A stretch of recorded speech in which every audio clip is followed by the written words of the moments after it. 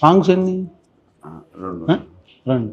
అన్ని రెండు మాంటేజ్ సాంగ్లే కదా, ఫ్యామిలీ సాంగ్లే కదా అన్న. ఒకటి మాంటేజ్, ఇంకోటి క్యారెక్టర్తో సంబంధించిన సోలో సాంగ్.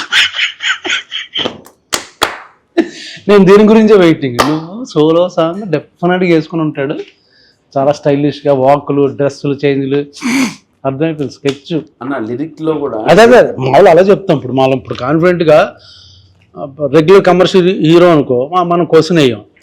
ఇప్పుడు కమెడీన్గా సినిమా చేస్తున్నావు కాబట్టి నువ్వు సర్చ్ చెప్పుకుని ఆ లిరిక్ సంబంధించి ఆ మూడ్ క్యారెక్టర్ని బట్టి అందరూ సిచ్యుయేషన్ నేను సోలో సాంగ్ అలా చెప్పుకోవాల్సి వస్తుంది. ఏం చేస్తాం, స్కెచ్ బాగుంది. యూరోప్లో సాంగ్ లేవా ఈ సినిమాలో?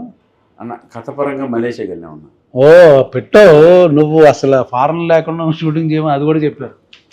వీళ్ళందరూ మాట్లాడారు, మన ధనరాజు, మన శ్రీనివాసరెడ్డి, వెనిల్ కిషోర్, వీళ్ళందరూ నీ స్కెచ్ చెప్పారు.